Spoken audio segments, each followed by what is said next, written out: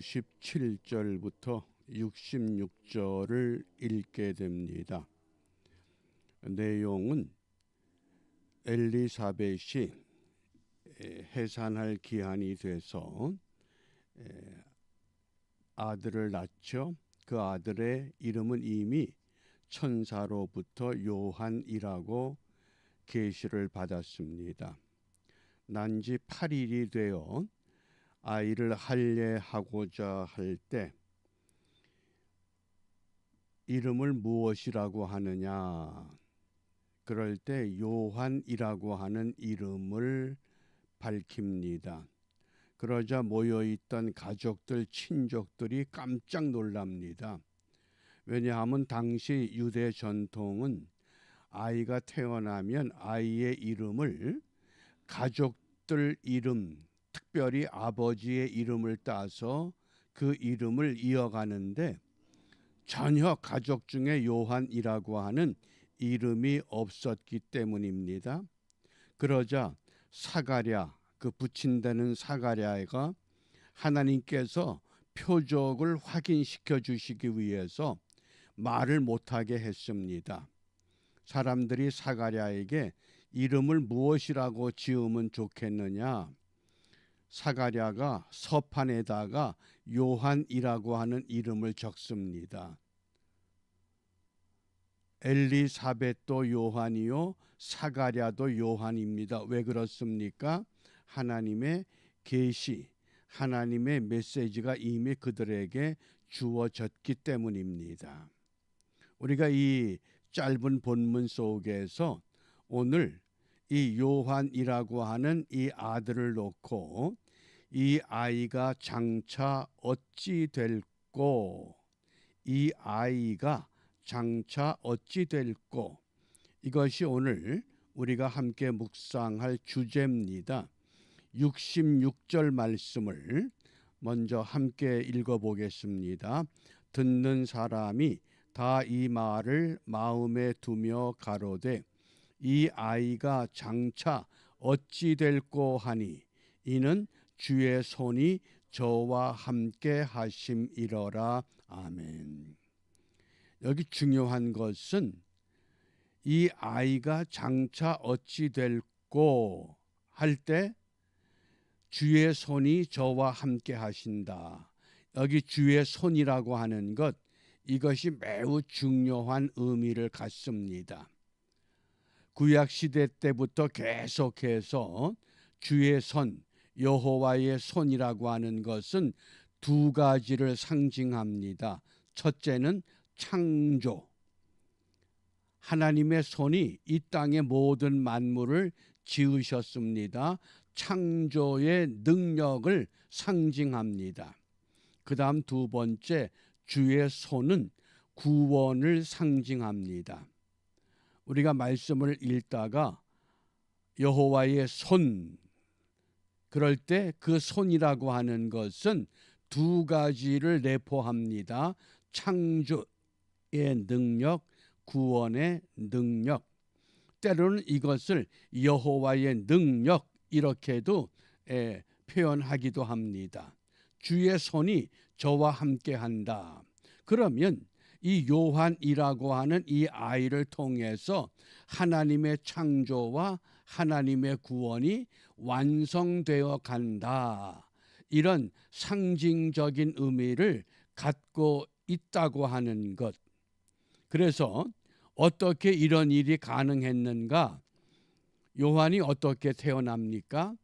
사가랴와 엘리사벳은 나이가 들어서 더 이상 자녀를 생산할 능력이 없는 상태입니다.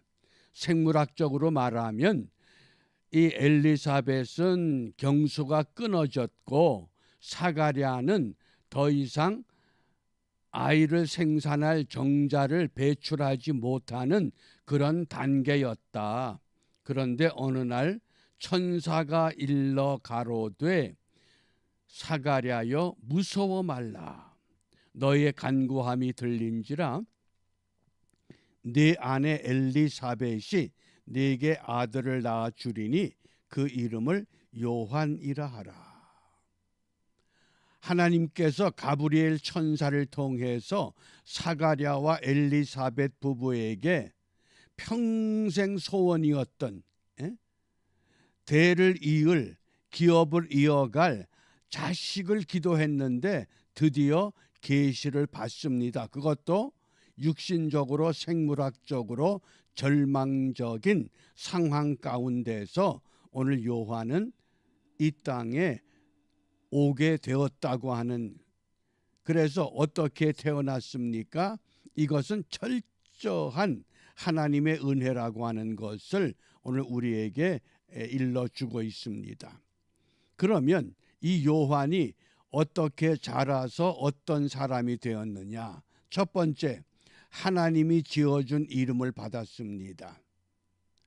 대부분 어린 아이가 태어나면 유대 전통은 일가 친척들이 모여서 과거에 조상들의 모든 이름들을 열거하면서 그 중에서 가장 뛰어났던 인물, 그 사람의 이름을 새 생명에게 적용합니다. 그런데 요한은 이미 태어나기 전부터 요한이라고 하라. 요한의 뜻이 뭡니까? 여호와의 사랑을 받는 자다. 하나님의 사랑을 받는 자다. 그래서 하나님이 지어준 이름을 갖고 태어났습니다.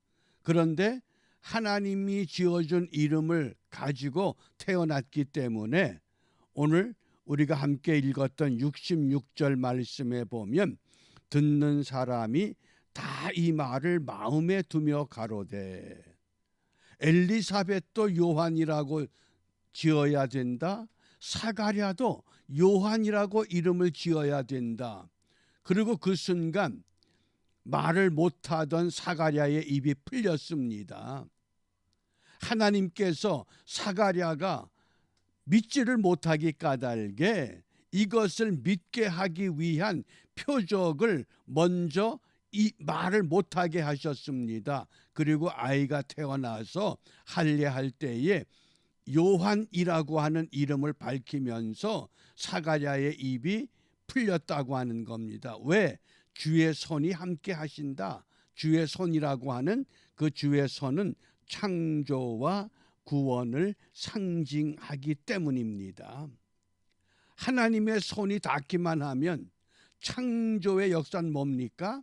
아무것도 없는 곳에서 무에서 유를 만들어내는 게 창조의 능력입니다. 구원은 무엇입니까? 구원의 대표적인 하나님의 손은 이스라엘 백성들이 애굽에서 430년 노예 생활할 때에 그들을 약속의 땅으로 이끌어내신 것, 그것이 여호와의 손이라고 하는 구원을 상징합니다. 이 창조와 구원을 상징하는 우리 성구를 한 구절씩 한번 살펴봅니다. 시편 8편 6절입니다. 주의 손으로 만드신 것을 다스리게 하시고 만물을 그 발 아래 두셨으니. 주의 손으로 만드셨다. 무엇을? 이 세상을, 이 땅의 모든 사람들을 주의 손으로 만드셨다. 창조의 손을 분명히 시편 기자를 통해서 우리에게 다시 한번 밝혀주고 있습니다. 주의 손은 창조의 손입니다. 그 다음 두 번째, 주의 손은 구원의 손입니다. 이사야 59장 1절입니다. 여호와의 손이 짧아 구원치 못하심도 아니요 귀가 둔하여 듣지 못하심도 아니라. 창조와 구원의 손, 주의 손이 함께하는 기업, 주의 손이 함께하는 자녀, 주의 손이 함께하는 손자와 손녀. 우리 믿음의 사람들이 이제 기도할 것은 정말 우리의 자녀들이, 우리의 기업들이 주의 손에 붙잡힘을 받게 하여 주옵소서. 그렇게만 되면 그들을 통해서 하나님의 창조와 구원의 역사는 대를 이어가면서 계승될 뿐만 아니라 그 일에 열매를 맺는 하나님의 도구로 쓰임 받게 된다고 하는 것. 그래서 우리가 이러한 일을 위해선 할 게 무엇입니까? 마노아라고 하는 인물을 통해서 우리에게 그 한 예를 보여주셨습니다. 사사기 13장 8절입니다. 사사기 시대가 어떤 시대라고 합니까? 올바른 지도자가 없기 때문에 세상이 어지러웠던 때입니다. 목소리가 큰 사람이 마치 세상을 다스리고 이끌어가는 그런 때입니다. 거짓말을 해도 크게 큰 목소리로 하면 마치 거짓말이 진실인 것처럼 들려지는 그런 때입니다.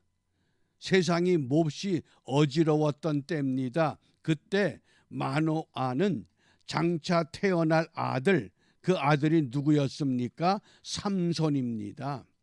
그래서 그 아들을 위해서 사사기 13장 8절 말씀, 마노아가 여호와께 기도하여 가로되 주여 구하옵나니 주의 보내셨던 하나님의 사람을 우리에게 다시 임하게 하사 그로 우리가 그 낳을 아이에게 어떻게 행할 것을 우리에게 가르치게 하소서. 자식이라고 하는, 이 자녀라고 하는 것은 남자와 여자가 한 몸을 이루어서 그들을 통해서 얻게 된 선물이지만은 그것이 오늘 우리의 것이 아니라 하나님의 선물이 되어야 하겠다. 우리 마음대로 키우는 것이 아니라 내가 하지 못했던 것을 자녀들에게 가르쳐서 내 욕망을 해결해 주는 그런 기업이 아니라 하나님이 우리에게 지혜를 주시고 믿음을 주시고 말씀을 주셔서 우리가 그 낳을 아이에게 어떻게 행할 것을 여기 우리에게 가르치게 하소서. 마노아와 마노아의 부인되는 그 여자에게도 이러한 일을 보여달라고 기도한 결과 마노아의 부인에게도 똑같은 일이 임하게 됩니다. 그래서 그렇게 얻어진 아들이 삼손이었다고 하는 겁니다. 그러면 오늘 성경은 우리에게 무엇을 말씀합니까? 시편 127편 3절입니다. 자식은 여호와의 주신 기업이요 태의 열매는 그의 상급이로다. 이 말씀을 우리가 새 번역으로 읽어보면 자식은 주님께서 주신 선물이요 태 안에 들어있는 열매는, 태 안은 요즘 낙태라고 하는 것을 우습게 생각하고 심지어 사회가 이 낙태법을 찬성하는 이런 정치적인 사회적인 이런 분위기 가운데서 성경은 분명하게 말씀합니다. 태 안에 들어있는 열매는 태아도 주님이 주신 상급이다. 생명의 존엄, 이것을 다시 한번 성경은 우리에게 분명하게 말씀합니다. 그러므로 우리가 이 아침에 무엇을 기도해야 되겠느냐? 자녀를 위한 기도문을 소개합니다. 우리가 이 기도를 함께 하면서 오늘 말씀을 마무리하고자 합니다. 함께 우리 이 기도를 읽어보겠습니다. 세상을 창조하신 하나님, 하나님께서 저희에게 귀한 자녀를 주시어 창조를 이어가게 하셨으니 주님의 사랑으로 자녀를 양육하여 하나님의 영광을 드러내게 하옵소서. 주님, 사랑하는 저희 자녀들을 은총으로 보호하시어 세상 부패에 물들지 않게 하시며 온갖 악의 유혹을 물리치고 예수님을 본받아 하나님의 뜻을 이루는 일꾼이 되게 하옵소서. 예수님의 이름으로 기도합니다. 아멘. 아멘. 마치겠습니다.